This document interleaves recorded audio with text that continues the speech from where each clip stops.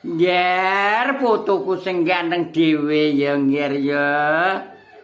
Tak gadang-gadang iki lho putuku. Tak gadang-gadang le.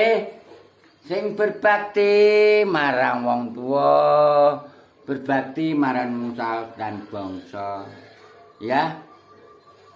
Sing basa karo wong tuwa, unggah-ungguh, sopan santune dinggo ya le ya.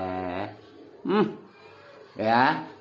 Kamerga jamane saiki jaman wis tuwa le. Wis unggah-ungguhe wis rada ilang. Sopan santune ilang.